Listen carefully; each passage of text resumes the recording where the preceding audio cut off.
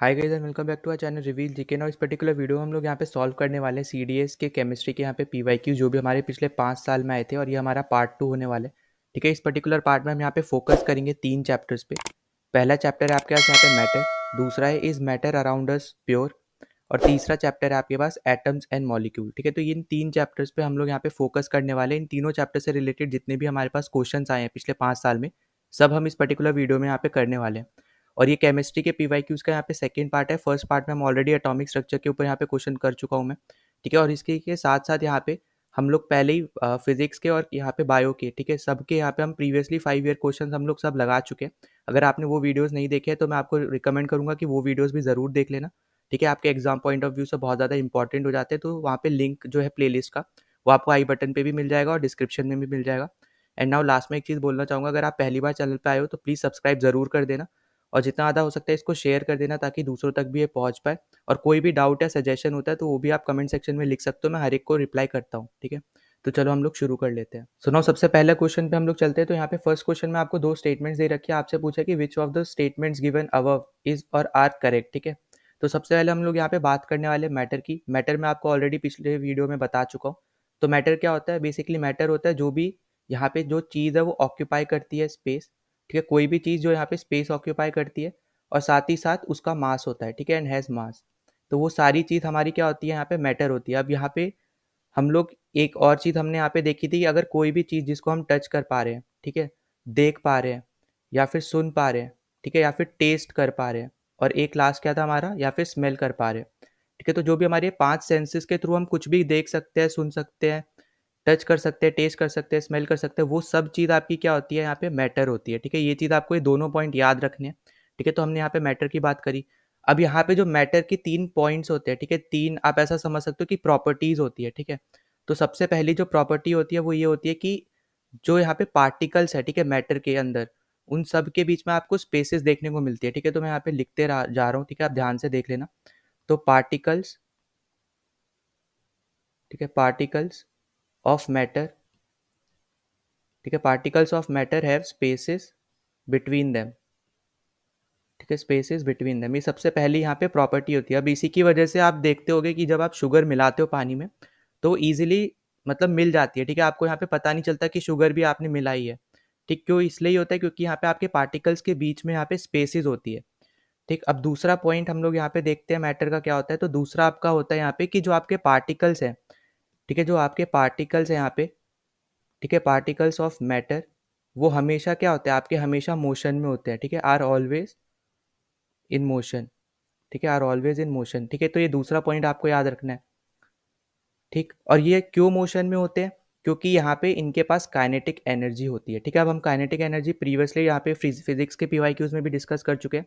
अब मैं आपको यहाँ पे क्वेश्चन पूछ रहा हूँ, आपको यहाँ पे काइनेटिक एनर्जी का फॉर्मूला लिखना है। ठीक है, जितने भी यहाँ लोग देख रहे हैं, मैं सबको ये बोल रहा हूँ कि कमेंट सेक्शन में काइनेटिक एनर्जी का क्या फॉर्मूला होता है आपको यहाँ पे लिखना है। ठीक है, क्योंकि ऑलरेडी हम लोग यहाँ पे डिस्कस कर चुके हैं। तो यहाँ पे काइनेटिक एनर्जी यहाँ पे होती है, इसलिए आपके जो पार्टिकल्स होते हैं मैटर के, वो हमेशा किस में होते हैं? मोशन में होते हैं। ठीक, अब यहाँ पे तीसरा पॉइंट जो है, इसकी प्रॉपर्टी जो है वो है यहाँ पे कि जो पार्टिकल्स है मैटर के, ठीक है, वो एक दूसरे को अट्रैक्ट करते हैं।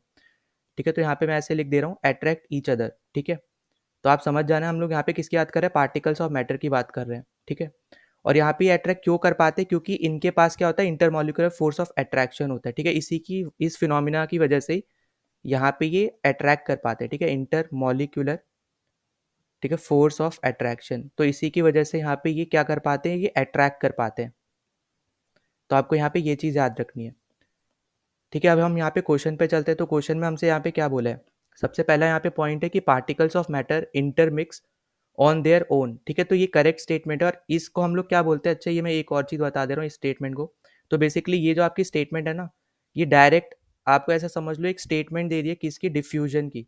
ठीक है, अब यहाँ पे देखो केमिस्ट्री में डिफ्यूजन और जो आपका बायो का डिफ्यूजन है, ठीक है, उसको कंपेयर मत करना। ठीक है, दोनों थोड़ा अलग है। यहाँ पे डिफ्यूजन क्या बोलना चाह रहे हैं एक टाइप से कि डिफ्यूजन वो चीज़ होती है जहाँ पे भी आप इंटरमिक्स करते हो दो डिफरेंट टाइप के मैटर्स को। ठीक है, तो बेसिकली यहाँ पे मैं लिख दे रहा हूँ, two different type of matters. ठीक है, two different types of matter, जब वो यहाँ पे खुद से मिक्स हो जाते हैं, ठीक है, तो हम उसको क्या बोलते हैं? यहाँ पे डिफ्यूजन बोलते हैं। ठीक, और वो कैसे मिक्स हो जाते हैं, तो इसलिए मिक्स हो जाते हैं क्योंकि इनके बीच में स्पेसेस होती है, ठीक है। जो मैंने आपको यहाँ पे क्या बताया था, फर्स्ट पॉइंट ही आपको यहाँ पे बताया कि उनके बीच में क्या होती है, स्पेसेस होती है, ठीक है। तो इसलिए आपकी पहली स्टेटमेंट तो एकदम करेक्ट है, ठीक है। आई होप कि आपको ये पर्टिकुलर चीज समझ में आ गई हो, ठीक है। अब सेकंड स्टेटमेंट क्या क्या बोल रहा है कि particles of matter have force acting between the, अभी हमने यहाँ पे थर्ड में बात किया कि अट्रैक्ट कर पाते, क्यों कर पाते, क्योंकि इंटरमोलिकुलर फोर्स ऑफ अट्रैक्शन की वजह से। तो आपकी ये स्टेटमेंट भी सही है, ठीक है। तो 1 भी सही है, 2 भी सही है, तो आपका आंसर क्या होगा यहाँ पे, बोथ 1 एंड 2, ठीक है। तो आपको यहाँ पे देखो क्लियरली दिख रहा है कि केमिस्ट्री जो है ना वो आपका सब कुछ मिक्स है, मतलब आपको थोड़ा पढ़ना भी है, मतलब थोड़ा रोड लर्निंग वाला भी है, थोड़ा कॉन्सेप्चुअल भी है, लॉजिकल भी है, ठीक है। साथ ही साथ फॉर्मूले के ऊपर भी क्वेश्चंस आते हैं और रिएक्शंस के ऊपर भी आते हैं, ठीक है। तो सबका मिक्सचर है आपका केमिस्ट्री, ठीक है। तो सब चीज़ आपके लिए इंपॉर्टेंट हो जाते हैं आपके केमिस्ट्री। नाउ अब हम चलते हैं अगले क्वेश्चन पे। तो यहाँ पे आपको से पूछ रखा है कि बोस आइंस्टीन कंडेंसेट क्या होता है, ठीक है। तो सबसे पहले यहाँ पे आपको पता होना चाहिए स्टेट्स ऑफ मैटर के बारे में, ठीक है। तो आपको जैसे देखो तीन तो आपको ऑलरेडी पता होंगे, ठीक है, सॉलिड, लिक्विड और गैस, ठीक है। यहाँ पे मैं लिख दे रहा हूँ सॉलिड, लिक्विड और यहाँ पे गैस, ठीक है। पर इनकी कुछ प्रॉपर्टीज होती है वो भी यहाँ पे आपको पता होना चाहिए। पहली जो होती है कि सॉलिड के अंदर जो पार्टिकल्स होते हैं ना वो टाइटली पैक्ड होते हैं, ठीक है। तो ये याद रखना। फिर लिक्विड के अंदर जो होते हैं वो यहाँ पे लेस टाइट होते हैं, ठीक है, एज कम्पेयर टू सॉलिड की मैं बात कर रहा हूँ, ठीक है। तो लेस टाइटली यहाँ पे क्या होता है, पैक्ड होते हैं। यहाँ पे मैं पैक्ड भी लिख दे रहा हूँ, ठीक है। और जो यहाँ पे गैस वाले पार्टिकल्स होते हैं वो बहुत ज़्यादा दूर होते हैं, ठीक है। आपस में जो इनके पार्टिकल्स होते हैं बहुत ज़्यादा दूर होते हैं। फिर यहाँ पे अगर मैं बात करता हूँ तो यहाँ पे सॉलिड की जो है यहाँ पे फिक्स्ड शेप भी होती है, ठीक है, फिक्स्ड शेप होती है और फिक्स्ड वॉल्यूम होती है, ठीक है। ये आपको याद रखने की, फिक्स शेप है, फिक्स्ड वॉल्यूम है। अगर हम लिक्विड की बात करते हैं तो यहाँ पे सिर्फ और सिर्फ यहाँ पे क्या होती है, फिक्स्ड वॉल्यूम होती है, पर जो शेप है वो यहाँ पे नॉट फिक्स्ड होती है, ठीक है, नॉट फिक्स शेप। मतलब आप जिस भी कंटेनर में डालोगे ना यहाँ पे लिक्विड को तो वो उसका शेप ले लेते हैं, इसका मतलब ये, इसलिए वो फिक्स्ड नहीं है, ठीक है, ऐसा समझ लो आप। फिर अगर हम यहाँ पे बात कर लेते हैं गैस की, तो गैस जो है वो ना तो आपका यहाँ पे फिक्स्ड वॉल्यूम पे, ठीक है, ना फिक्स्ड वॉल्यूम है उसकी, और ना ही, ठीक है, नॉट है यहाँ पे आगे, ठीक है, नॉट फिक्स्ड वॉल्यूम और ना ही नॉट फिक्स्ड क्या शेप, ठीक है। ये आपको याद रखना है, ना ही नॉट शिफ्ट वॉल्यूम, ठीक है, ना ही नॉट फिक्स्ड शेप। तो यहाँ पे आपको ये चीज़ क्लियर हो जानी चाहिए अभी तक, ठीक है। फिर नेक्स्ट चीज़ अगर हम यहाँ पे देखते हैं, तो अगर हम यहाँ पे बात करते हैं सॉलिड की, ठीक है, तो सॉलिड जो है ना आप अपनी पोजीशन पे वाइब्रेट करता है। क्यों वाइब्रेट करता है, क्योंकि उसके सारे पार्टिकल्स क्या है, टाइटली पैक्ड है। और लिक्विड के उसके लेस टाइटली पैक्ड है, तो ये भी हल्का करता है पर इतना नहीं करता जितना आपका ये सॉलिड करता है, ठीक है। तो आप ऐसे याद रख सकते हो। अब अगर हम बात करते हैं सॉलिड की, तो आपने यहाँ पे दो इसके आप बोल सकते हो टाइप सुने होंगे, ठीक है। सबसे पहला आपके पास क्या आता है, क्रिस्टलाइन, ठीक है, क्रिस्टलाइन सॉलिड। और अगला आता है आपके पास अमोर्फोस सॉलिड, ठीक है। तो यहाँ पे आपको ये याद रखना है कि एक है आपका क्रिस्टलाइन सॉलिड और एक है आपका अमोर्फस सॉलिड। तो यहाँ पे ये चीज़ हो गई। अगर हम अब यहाँ पे बात करते हैं, ये तो आपके हो गए तीन, ठीक है, जो आपके स्टेट ऑफ मैटर है। अब इसके बाद दो और होते हैं, ठीक है। तो आपका फोर्थ क्या होता है, फोर्थ आपका होता है प्लाज्मा, ठीक है, जो आपको यहाँ पे ऑप्शन में भी दे रखा है। तो प्लाज्मा क्या होता है, बेसिकली आपका कलेक्शन होता है चार्ज पार्टिकल्स का, ठीक है। तो यहाँ पे मैं लिख लिख के ही बता रहा हूँ, ठीक है, कलेक्शन होता है आपका किसका, कलेक्शन ऑफ चार्ज पार्टिकल, ठीक है, ये आपको यहाँ पे याद रखना है। फिर इसकी भी कोई फिक्स्ड शेप या फिक्स्ड वॉल्यूम नहीं होती है, ठीक है, ये याद रखना है, इसकी भी कोई नो फिक्स्ड शेप, ठीक है, no fixed shape, no fixed volume, ठीक है। ये आपको याद रखना है किसकी, प्लाज्मा की, आपका होता है फोर्थ, ठीक है। पर यहाँ पे अभी आपसे पूछा है बोस आइंस्टीन कंडेंसेट, तो ये आपका क्या होता है, फिफ्थ होता है। इसका करेक्ट आंसर ऑप्शन बी, ठीक है। बोस आइंस्टीन कंडेंसेट क्या होता है, बेसिकली जो आपकी गैस होती है, ठीक है, बेसॉन की जो गैस होती है, जब उसको आप लो डेंसिटी पे आप कूल्ड करते हो, ठीक है, एट द, आप ऐसा समझ सकते हो एब्सोल्यूट जीरो टेम्परेचर पे, ठीक है, लो डेंसिटी पे कूल करते हो आप एब्सोल्यूट जीरो टेम्परेचर पे, तो हम उस चीज़ को हम लोग क्या बोलते हैं, बोस आइंस्टीन कंडेंसेट बोलते हैं, ठीक है। तो ये आपके क्या होते हैं, 5 टाइप के मैटर होते हैं जिसके बारे में आपको यहाँ पे पता होना चाहिए। सो नाउ यहाँ पे अगले क्वेश्चन में आपको पूछ रखा है the rate of evaporation increases with, ठीक है। यहाँ पे आपको 4 कंडीशन दिए। तो सबसे पहले हम लोग यहाँ पे बात कर लेते हैं कि जब आपका सॉलिड से कोई भी सब्सटेंस, सॉलिड सब्सटेंस से जब यहाँ पे गैस बनता है, ठीक है, तो वो प्रोसेस को हम लोग क्या बोलते हैं, सब्लिमेशन बोलते हैं, ठीक है। सॉलिड से जब भी गैस बनेगा, डायरेक्ट बनेगा, तो यहाँ पे सब्लिमेशन होता है। जब आपका गैस से डायरेक्ट सॉलिड बनता है, ठीक है, तो हम उसको क्या बोलते हैं, डिपोजिशन बोलते हैं, ठीक है। ये कुछ इंपॉर्टेंट चीज़ें ज़रूर लिख लेना, ठीक है। फिर अगर मान के चलो कि गैस से अगर आपका ये लिक्विड बन जाता है, ठीक है, तो हम इसको बोलते हैं कंडेंसेशन, ठीक है, कंडेंसेशन। और इसी को ही हम क्या बोलते हैं, इसको हम बोलते हैं लिक्विफिकेशन, ठीक है। तो ये चीज़ है आपको याद रखनी है। और इवेपोरेशन बेसिकली क्या होता है, जब आपका यहाँ पे लिक्विड से गैस बनता है, ठीक है, तो ये आपका क्या होता है यहाँ पे इवेपोरेशन। और इसी को हम लोग एक और नाम से बोलते हैं, वो होता है आपका वेपोराइजेशन, ठीक है। तो यहाँ पे इवेपोरेशन को ही वेपोराइजेशन बोल दिया, ठीक है। बाकी सॉलिड से लिक्विड, लिक्विड से सॉलिड वाला तो आपको पता ही है, सॉलिड से लिक्विड आपको मेल्टिंग हो जाता है। पर उसी के साथ आपको एक, चलो एक और आपको पता होना चाहिए, उसको दूसरे नाम से इस नाम से जानते हैं। तो सॉलिड से लिक्विड आपका एक तो हो गया यहाँ पे मेल्टिंग, ठीक है। फिर साथ ही साथ हम इसको ही बोलते हैं फ्यूजन, ठीक है। ये चीज़ आपको याद रखनी है। फिर लिक्विड से अगर सॉलिड बना रहे हो तो आपका होता है फ्रीजिंग, ठीक है। तो ये तो सिंपल था, ये आपको याद ही होगा। नाउ यहाँ पे अगर हम बात करते हैं इवेपोरेशन की, तो यहाँ पे ये आपकी चार चीज़ों पे डिपेंड करता है। सबसे पहला होता है यहाँ पे टेम्परेचर, दूसरा होता है यहाँ पे आपका सरफेस एरिया, ठीक है। फिर तीसरा यहाँ पे क्या होता है, तीसरा होता है आपका ह्यूमिडिटी, ठीक है। फिर ह्यूमिडिटी के बाद ये डिपेंड करता है आपका विंड स्पीड पे। तो ये चार चीज़ों पे यहाँ पे आपका इवेपोरेशन डिपेंड करता है, ठीक है। अब मैं यहाँ पे ई लिख दे रहा हूँ, ध्यान से सुनना। अगर मान लो आप टेम्परेचर बढ़ाते हो तो आपका इवेपोरेशन भी बढ़ता है, ठीक है। जब आप सरफेस एरिया भी बढ़ाते हो तब भी आपका इवेपोरेशन यहाँ पे बढ़ता है। पर जब आप ह्यूमिडिटी बढ़ाते हो तो आपका जो इवेपोरेशन है ना, वो यहाँ पे गिरता है, ठीक है। बढ़ता नहीं है, गिरता है। तो इसका मतलब क्या है कि बाकी जितनी कंडीशन है, जैसे आप विंड स्पीड भी बढ़ाओगे तो भी आपका बढ़ेगा, ठीक। बाकी सारी कंडीशंस बढ़ाओगे तो आपका इवेपोरेशन बढ़ता है, पर जब आप ह्यूमिडिटी बढ़ा देते हो तो आपका इवेपोरेशन गिरता है, ठीक है। तो ये इंपॉर्टेंट है, ये आपको याद रखना है। फिर यहाँ पे अब देखो क्या बोला है, the rate of evaporation increases with, किसके साथ इंक्रीज होगा, an increase of surface area, ठीक है। पहला ही आपका ऑप्शन सही है, क्योंकि सरफेस एरिया बढ़ा रहे हो तभी आपका इंक्रीज हो रहा है। बाकी भी हम लोग पढ़ लेते हैं, एन इंक्रीज इन ह्यूमिडिटी नहीं, डिक्रीज करने पे बढ़ेगा, क्योंकि इंक्रीज करने पे क्या हो रहा है, इवेपोरेशन डिक्रीज हो रहा है। फिर यार डिक्रीज इन विंड स्पीड, ये भी गलत है। डिक्रीज इन टेम्परेचर भी गलत है, ठीक है। अगर टेम्परेचर और विंड स्पीड गिरा दोगे तो आपका इवेपोरेशन गिरेगा, ठीक है, बढ़ेगा नहीं। तो यहाँ पे इस क्वेश्चन का ये आंसर हो गया। अब एक और क्वेश्चन इससे आया था 2019 में ही, ठीक है। तो 2019 में क्या पूछा है यहाँ पे कि the rate of evaporation of liquid, ठीक है, डज नॉट पूछा है यहाँ पे, does not depend on temperature, surface area, mass और ह्यूमिडिटी। अभी हमने देखा कि किस किस पे डिपेंड करता है, टेम्परेचर पे, सरफेस एरिया पे, ह्यूमिडिटी पे और विंड स्पीड पे। तो ये मास पे डिपेंड नहीं करता है, ठीक है। तो यहीं से आपका करेक्ट आंसर क्या है, सी ऑप्शन। तो यहाँ पे ये क्वेश्चन थे आपके इवेपोरेशन वाले टॉपिक से, जो आपका चैप्टर मैटर में आता है। तो गाइस नेक्स्ट क्वेश्चन में आपको क्या दे रखा है कि for an ideal gas which one of the following statements does not hold, ठीक है, नॉट पूछा है। तो सबसे पहले तो आपको यहाँ पे पता होना चाहिए कि अगर हम जब भी बात करते हैं गैस की, तो उसमें हमारे पास 5 लॉज आते हैं, ठीक है। पहला हमारे पास क्या है, बॉयल्स लॉ, ठीक है। फिर यहाँ पे मैं यहाँ दूसरा लिख दे रहा हूँ, दूसरा हमारे पास क्या है, चार्ल्स लॉ, ठीक है, चार्ल्स लॉ।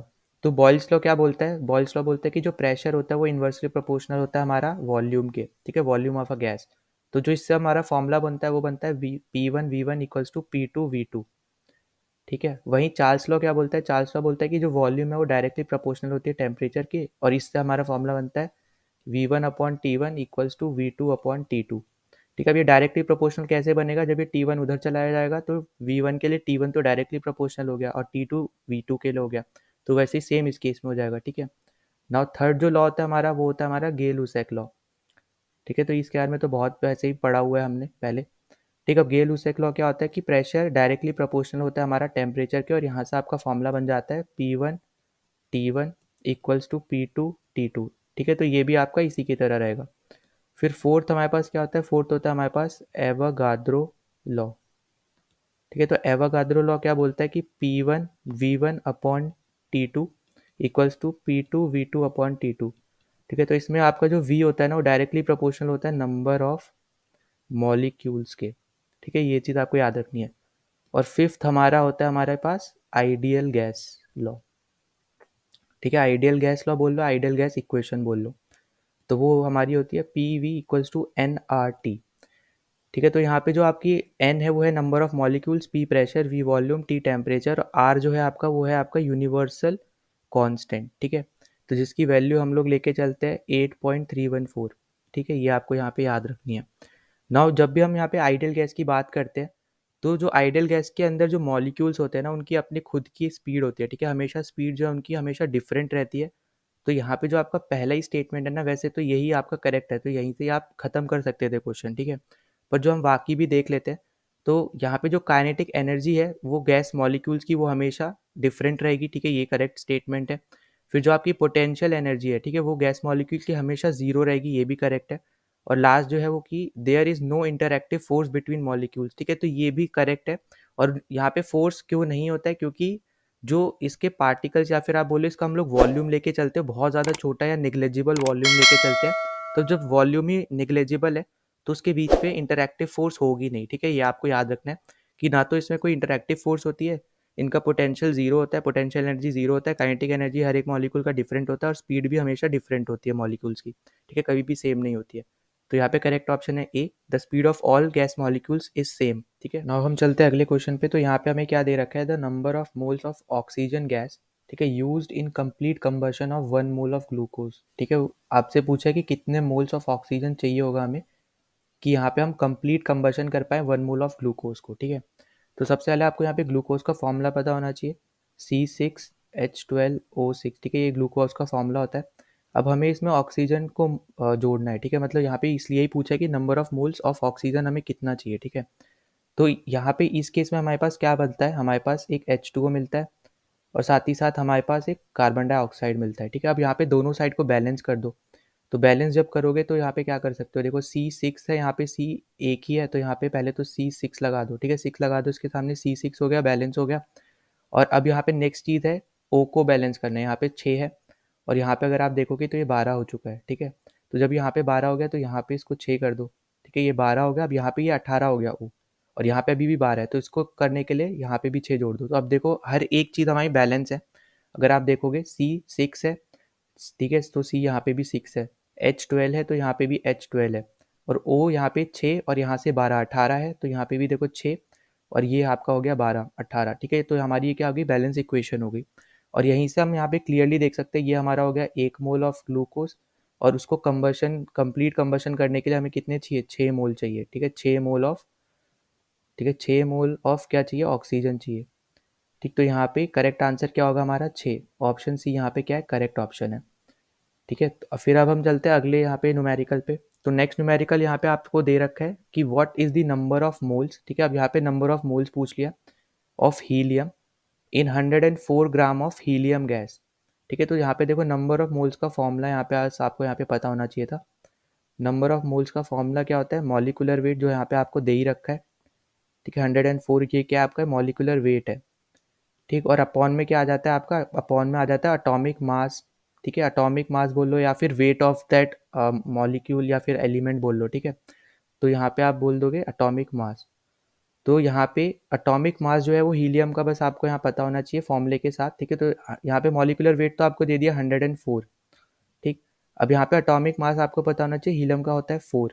तो जब आप इसको कैंसिल करोगे तो यहाँ पे आ जाएगा आपका आंसर 26, ठीक है। तो 26 मोल्स आपको यहाँ पे चाहिए, तो इसका करेक्ट आंसर है 26। अब यहाँ पे मैं कुछ और एलिमेंट और उनके एटॉमिक मास लिख रहा हूँ, ठीक है, ज़रूर लिख लेना ये चीज़। सबसे पहले हम लोग बात करते हैं यहाँ पे हाइड्रोजन की, ठीक है। तो हाइड्रोजन का एटॉमिक मास होता है 1, ठीक है। मैं यहाँ पे एटॉमिक मास AM लिख दे रहा हूँ, ठीक है, याद रखना ये अलग है, ठीक है। हाइड्रोजन की हम बात करते हैं यहाँ पे कार्बन की, तो ये होता है हमारा 12, ठीक है। नाइट्रोजन हमारा होता है 14, ऑक्सीजन हमारा होता है 16, ठीक। ऑक्सीजन के बाद हम लोग बात करते हैं सोडियम की, तो सोडियम हमारे पास होता है 23, फिर मैग्नीशियम होता है 24, ठीक। सल्फर होता है हमारे पास 32, फिर इधर आ जाते हैं तो क्लोरीन हमारे पास होता है 35.5, और लास्ट में कैल्शियम हमारे पास होता है 40, ठीक है। तो हीलियम तो है ही, हीलियम भी यहाँ चलो मैं लिख दे रहा हूँ, हीलियम है 4, ठीक। तो ये इंपॉर्टेंट है ये सब एटॉमिक वेट्स, तो ये आपको यहाँ पे पता होना चाहिए, ठीक है। एटॉमिक मास बोल लो, ठीक है। तो ये सब इसके जितने भी हैं ये सब पता होने चाहिए। अगर मान लो मैं आपसे यहाँ पे बोलता कि यहाँ पे आपको 104 ग्राम ऑफ कार्बन दे रखा है, ठीक है, या फिर चलो ऐसा कर लेते हैं यहाँ पे इजी करने के लिए 108 ग्राम ऑफ आपको यहाँ पे कार्बन दे रखा है और आपको बताना है नंबर ऑफ मोल्स कितने होंगे, ठीक है। तो आप इसको इसका आंसर कमेंट सेक्शन में दो कि इसका आंसर क्या होगा। जहाँ पे आपको दे रखा है नंबर ऑफ मोल्स आपको निकालने हैं कार्बन के, और आपको यहाँ दे रखा है 100 ग्राम ऑफ आपके पास कार्बन गैस है, ठीक है। तो इसका आपको करेक्ट आंसर बताना है, आपको कमेंट सेक्शन में आप इसका आंसर ज़रूर लिख देना। नाउ यहाँ पे नेक्स्ट क्वेश्चन पे चलते हैं। नेक्स्ट क्वेश्चन में आपसे यहाँ पे पूछ रहा है कि in which one of the following cases do both physical and chemical changes take place, ठीक है। तो कहाँ पे आपकी फिजिकल चेंजेस भी देखने को मिल रही है एक ही चीज़ में, और कहाँ पे आपको केमिकल भी देखने को मिल रहा है उसी में ही, ठीक है। तो आपसे यहाँ पे ये पूछा है। तो सबसे पहले तो अगर हम बात करते हैं फिजिकल चेंज की, ठीक है, तो जो फिजिकल चेंज होता है ना वो रिवर्सेबल होता है, ये आपको याद रखना है, ठीक है, रिवर्सेबल होता है। जैसे यहाँ पे देखो दे रखा है फ्रीजिंग ऑफ वाटर, ठीक है। तो जो आपका फ्रीजिंग ऑफ वाटर है, तो आप लिक्विड से जब आप फ्रीज करके सॉलिड बना देते हो, ठीक है, तो वापस भी तो वो लिक्विड बन सकता है, राइट। तो इसलिए ये आपका क्या होता है, ये फिजिकल चेंज है, ठीक है। तो इसलिए इसमें सिर्फ क्या होगा, फिजिकल चेंज ही होगा सिर्फ, ठीक है, इसमें और कुछ नहीं होगा। फिर उसके बाद हम बात करते हैं यहाँ पे केमिकल चेंज की। तो केमिकल चेंज आपका क्या होता है, केमिकल चेंज वो होते हैं, वो सब रिएक्शंस होते हैं जो आपके इरिवर्सिबल होते हैं, ठीक है, जो कि आप कभी भी बदल नहीं सकते हो, ठीक है। तो ये भी आपको क्या रखना है, याद रखना है कि इरिवर्सिबल होते हैं, ठीक। जैसे कि यहाँ पे रस्टिंग ऑफ आयरन दे रखा है, ठीक है। रस्टिंग ऑफ आयरन आपका क्या है, केमिकल है, ठीक है। ये देखो दोनों ही आपके कुकिंग ऑफ फूड और रस्टिंग ऑफ आयरन आपका क्या है, केमिकल रिएक्शन है, ठीक है। ये आपको यहाँ पे याद रखना है, और ये इरिवर्सिबल है। अब जैसे कुकिंग ऑफ फूड है, आपने खाना बना लिया, वापस से उसको आप वापस उसको रॉ फूड में तो आप ला नहीं सकते ना, मतलब जैसे आपने कोई भी सब्जी बनाई उसको आप वापस रॉ स्टेट में तो ला नहीं पाओगे, ठीक। तो इसलिए आपको क्या याद रखना है कि इरिवर्सिबल होते हैं जितने भी आपके केमिकल रिएक्शन होते हैं। फिर यहाँ पे अगर हम रस्टिंग ऑफ आयरन की बात करते हैं, तो यहाँ पे देखो, यहाँ पे दो जो सब्सटेंसेज है वो रिएक्ट करके एक न्यू सब्सटेंस बनाते हैं, ठीक है। तो इसमें भी हम लोग इसलिए बोलते हैं कि ये केमिकल चेंज यहाँ पे हो रहा है। जैसे यहाँ पे आयरन और ऑक्सीजन मिलके क्या बनाता है, आयरन ऑक्साइड बनाते हैं, ठीक है। तो इसलिए भी ये एक केमिकल चेंज है।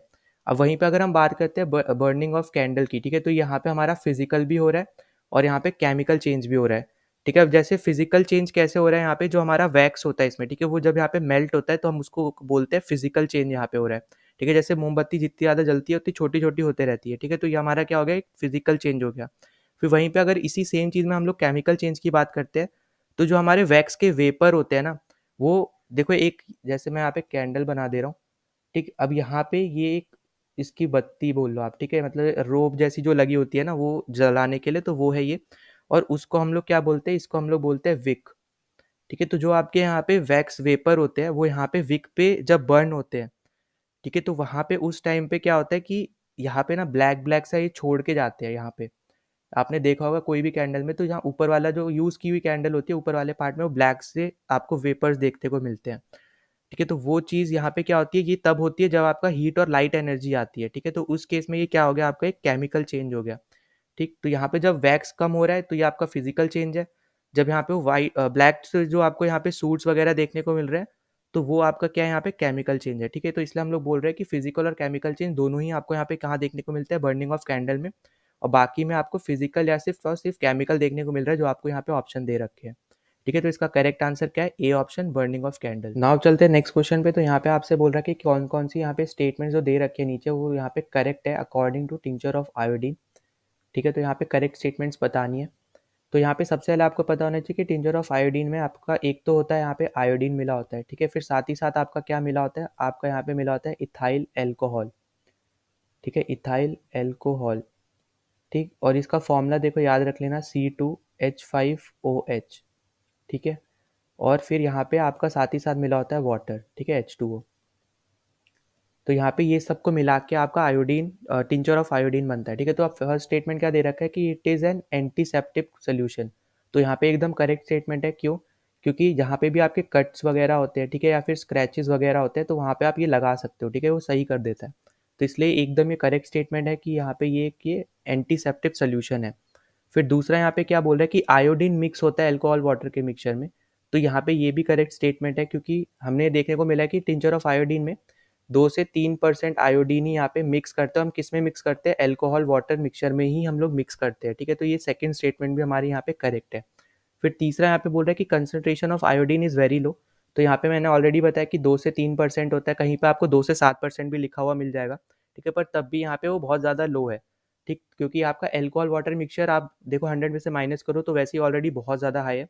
तो इसलिए आपका जो कंसंट्रेशन है आयोडीन का वो भी यहाँ पे क्या होता है, कम ही होता है, ठीक है। तो ये भी स्टेटमेंट करेक्ट है।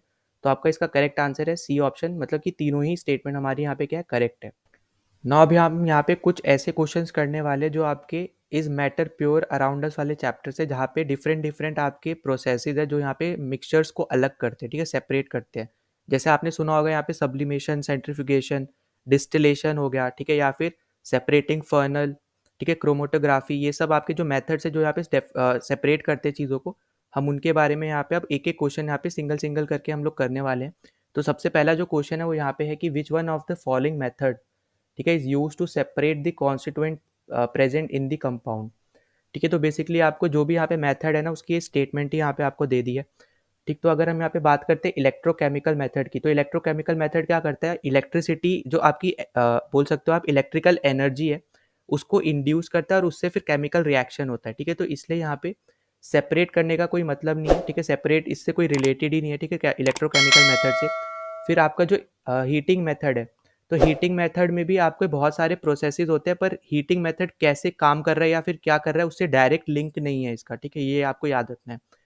फिर अगर हम बात करते हैं डीकम्पोजिशन की, तो डीकम्पोजिशन जो बेसिकली होता है कि आपके जो एक कंपाउंड आपको दे रखा है उसको टुकड़ों में डिवाइड कर देता है। ठीक है, मतलब आपके जो भी आप बोल सकते हो कंपाउंड दे रखा है उसको ब्रेक कर देता है या तोड़ देता है, डिवाइड कर देता है और छोटे छोटे सिंपल सब्सटेंसेस यहाँ पे बना देता है डीकम्पोजिशन।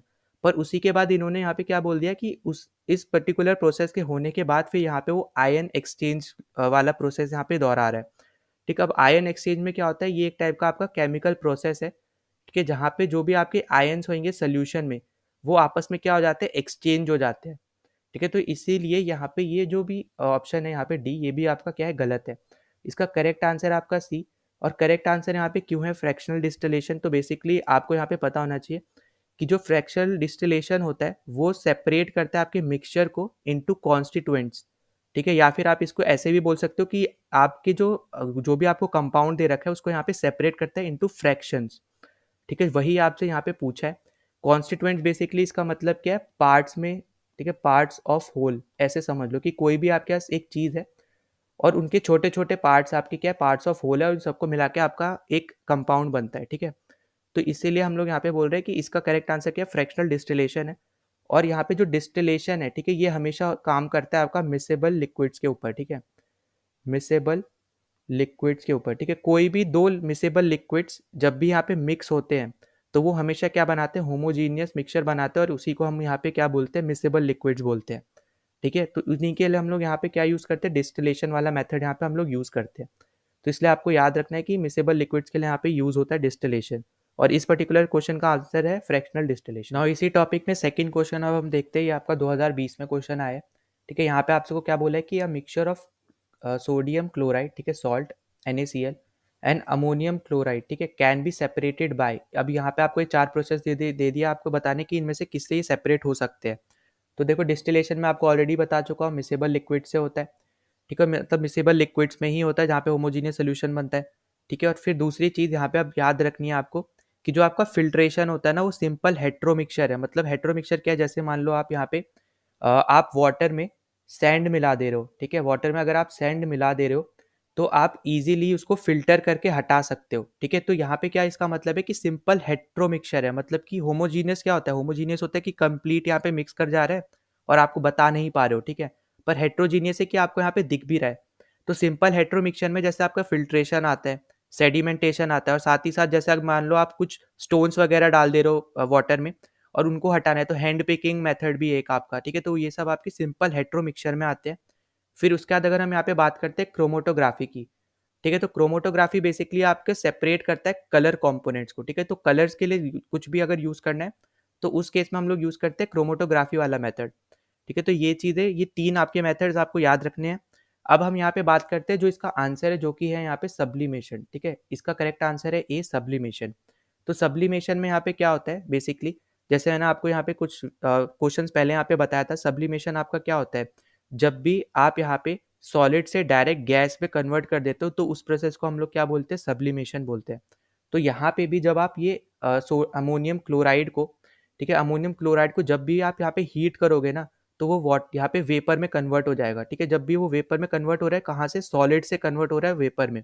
ठीक है, तो इसीलिए ये आपका क्या है, आपका सब्लिमेशन प्रोसेस है। ठीक है, आप या तो ये बोल सकते हो कि ये सब्लिमेशन, आप सब्लिमेशन की हेल्प से जो आपका सोडियम क्लोराइड है और अमोनियम क्लोराइड को आप अलग कर सकते हो, क्योंकि जब आप हीट करोगे तो अमोनियम क्लोराइड आपका वेपर में कन्वर्ट हो जाएगा। ठीक है, तो इसका करेक्ट आंसर आपका सब्लिमेशन, और बाकी मैं आपको सब बता चुका हूँ। ठीक है, वीडियो को वापस से रिवाइंड करके देख लेना अगर आपको क्लियर नहीं होता है तो। ठीक है, अगर कोई डाउट होता है तो कमेंट सेक्शन में भी आप लिख सकते हो। नेक्स्ट क्वेश्चन में चलते हैं। तो नेक्स्ट क्वेश्चन में आपसे बोल रहा है कि क्रोमोटोग्राफी जो आपका मेथड है, ठीक है, वो यहाँ पे क्या चीज़ सेपरेट नहीं कर सकता है। तो जैसा मैंने आपको यहाँ पे बताया था कि कलर वाली जितनी भी चीज़ है वो यहाँ पे सेपरेट कर सकता है। फिर साथ ही साथ आपको दूसरी चीज़ यहाँ पे याद रखनी है कि जब भी आपको ड्रग सेपरेट करना होता है ब्लड से, ठीक है, तो उस चीज़ में भी आपका क्रोमोटोग्राफी मेथड यूज होता है। तो इसका करेक्ट आंसर होगा ऑप्शन ए, जो कि रेडियो आइसोटोप्स को अलग नहीं कर सकता है, ठीक है, क्योंकि हमसे कैनॉट पूछा था। तो आपको यहाँ पे दो चीज़ याद रखनी है, एक तो कलर वाली जितनी चीज़ें हैं ये सब यहाँ पे सेपरेट कर सकता है, साथ ही साथ ड्रग्स फ्रॉम ब्लड, अगर ड्रग्स को हटाना है ब्लड से या फिर सेपरेट करना है तो उस केस में भी आपका क्रोमेटोग्राफी वाला मेथड आप यहाँ पे यूज़ करोगे, ठीक है। ये दो चीज़ आपको याद रखनी है क्रोमेटोग्राफी वाले मेथड के लिए।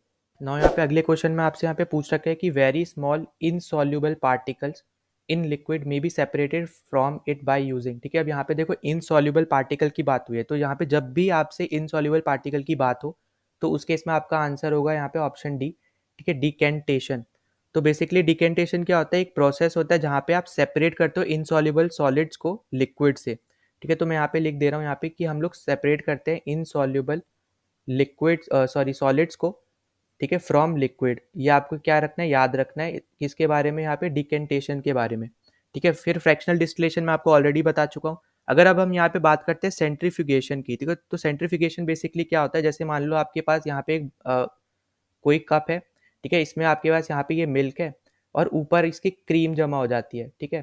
तो ये आपका बेसिकली होता है यहाँ पे सेंट्रीफ्यूगेशन मेथड से आप इसको सेपरेट कर सकते हो। इसका मतलब क्या है बेसिकली बोलने का, कि जो आपका यहाँ पे डेंसर पार्टिकल होगा ना वो यहाँ पे बॉटम में चला जाएगा और जो यहाँ पे लाइटर पार्टिकल होगा वहाँ पे आपका ऊपर आ जाएगा, ठीक है। तो इस टाइप से आप यहाँ पे इस मेथड से आप सेपरेट कर सकते हो। तो यहाँ पे देखो मिल्क यहाँ पे नीचे है और क्रीम आपकी ऊपर है, तो आप यहाँ पे यूज कर सकते हो सेंट्रीफ्यूगेशन मेथड। नाउ जो आपका लास्ट है वो यहाँ पे है क्रिस्टलाइजेशन मेथड, ठीक। तो अब जब हम यहाँ पे बात करते हैं क्रिस्टलाइजेशन मेथड की, तो ये आपका एक टाइप का प्रोसेस है जहाँ पे आप क्रिस्टल्स को प्योर सब्सटेंसेस की तरह मतलब बाहर निकालते हो, कहाँ से, सोल्यूशन से, ठीक है। जैसे मान लो आपके पास एग्जांपल है प्यूरिफिकेशन ऑफ सॉल्ट, जब आप करते हो तो ये उसका एग्जांपल है। प्यूरिफिकेशन ऑफ सॉल्ट जब भी करोगे तो आप वहाँ पे कौन सा मेथड यूज़ करोगे, क्रिस्टलाइजेशन मेथड यूज़ करोगे, क्योंकि आप वहाँ से सोल्यूशन से आप क्रिस्टल्स को बाहर निकाल रहे हो, ठीक है, मतलब सॉल्ट को बाहर निकाल रहे हो, किससे, वाटर से आप बोल लो। तो उस केस में आप क्या यूज़ करोगे, यहाँ पे क्रिस्टलाइजेशन मेथड यूज़ करोगे, ठीक है। तो यहाँ पे मैं लिख दे रहा हूँ कि जब भी आप यहाँ पे प्यूरिफिकेशन ऑफ सॉल्ट करोगे तो आप क्रिस्टलाइजेशन मेथड ही आप यहाँ पे यूज़ करने वाले हो, ठीक है। तो आपको यहाँ पे क्या रखना है, ये चीज़ आपको ज़रूर याद रखनी है इन सब मेथड्स के बारे में।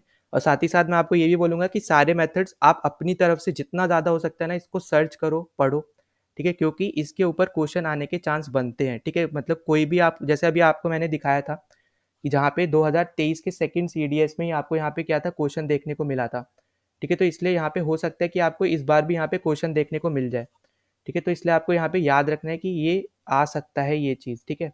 जैसे अगर मैं आपको यहाँ पे क्वेश्चन ही दिखा दे रहा हूँ, ठीक है, यहाँ पे देखो आप सीडीएस टू 2023 में ही ये क्वेश्चन आया था जो हमने अभी किया है।